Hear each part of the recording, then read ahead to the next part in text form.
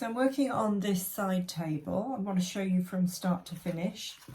I bought this as an unpainted piece because I really like to personalise my own furniture, and I was not going to make this myself. I don't have the tools or the skill set to do this wood turning and the curvy top and the detail. I just really fancy it, but I knew I was going to have some work to do. So if I show you close up, it's got a little, one of the blobs is missing on the end, but actually I have positioned it in my townhouse and it doesn't affect the balance, but I will tidy this up a bit. I'll probably put on a bit of wood glue and just to even up, just because I know it's off, so I want to fix that.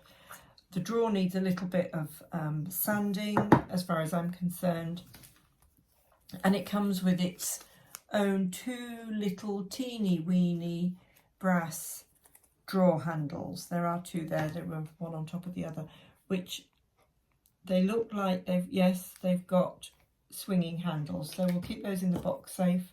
So they're going to fit really lovely on there. The thing is, with all of these kits, they need a bit of fettling, a bit of sanding. Don't just dive in there with the paint unless you want to. So I'm going to go over this with some really fine sandpaper. I'll probably do a little bit of wood filling in places just because there's some gapping here and there which just offends my eye a little bit. Some of the cutaways are a little bit off. I just feel I want to work on it. Then I think I'm probably going to, that spindle is a bit, it's stuck in a bit squiff, but I can't do anything about that. Then I'm probably going to stain it in light oak because I really like light oak on furniture, and in my townhouse all the fitted wood, when you imagine it was built, that is Georgian medium oak. So it's a darker oak on, say, like the skirting boards, the architraves, the stairs, floorboards, all of that stuff. So then to have the light oak as a contrast will be really lovely.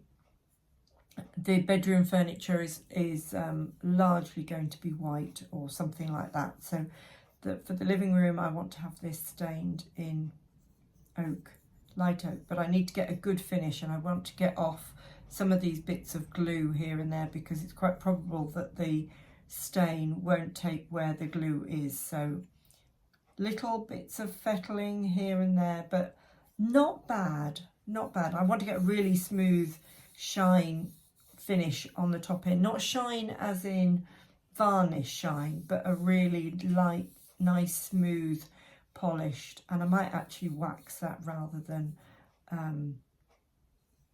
put on any of my sort of varnishy kind of finishes that I normally do. We'll see. But anyway, I'm going to have a go at sanding this and I'll show you how I get on. So I'm having a bit of a go with some wood filler. Next time I buy my wood filler, it'll be in a tube because this always needs quite a bit of stirring to get it the right consistency again. I've had a bit of a go with some sandpaper initially, just to take off the rough bits. If you've got something like any of these tools for using with clay or a palette knife, this will come in really handy because then you can get into all the tiny weeny little spaces if you want to be doing this to fill the gaps. It certainly pleases me to do this, to just make it a little bit tidier, because you know, once your eye knows that something is a bit nadgery, it's drawn to it. So I just want to try and make this a little bit tidier. I know I'm going to have to go over again afterwards, sanding, and that's absolutely fine. Remember, you can use your finger as well to help get into all the little grooves and stuff, and then it the spare wood glue wood filler just comes off really easily afterwards. It's not a labour intensive thing, it's really easy to do, and you might find it very satisfying. And all these are I've put the links in the comments for you can get them on Amazon really easily if you don't have time, energy or inclination to go and do the research for yourself. Anyway, I'm going to get filling.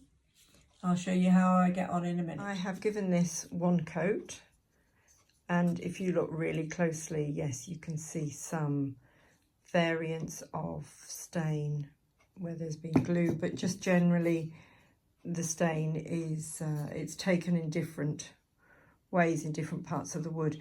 The wood is really hungry for moisture, so I will do at least one more coat, maybe 2 more coats, and I'm loving it, absolutely loving this little piece. It's so sweet.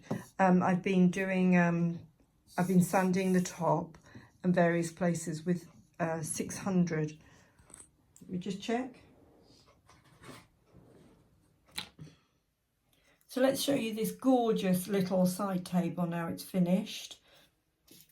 600 grain sandpaper with the grain, and what did I use to finish it?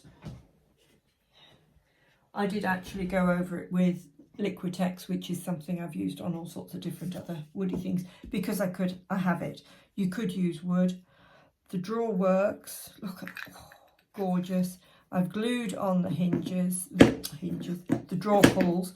They could possibly have been a little bit further away from each other, but I'm quite happy with those. And I've stuck in a little bit of spare wallpaper, and this wallpaper is called oak leaf. I don't know if you can see the little teeny weeny oak leaves and an oak, well, I suppose it's supposed to be an oak tree, but gorgeous. So that sort of fits because this is stained in light oak, and I've used this wallpaper in both of the 2 top rooms, both in Paul's room and my room. My room is in blue, but I love the oak leaf and the acorns, and you know, from little acorns grow. So yeah, a lot of where I was not sure if it was the stain was going to take or not, it hasn't always, but from a distance it looks absolutely lovely. Really pleased. And I have gone over with the varnish finish all over it, apart from I didn't do the back and the underneath.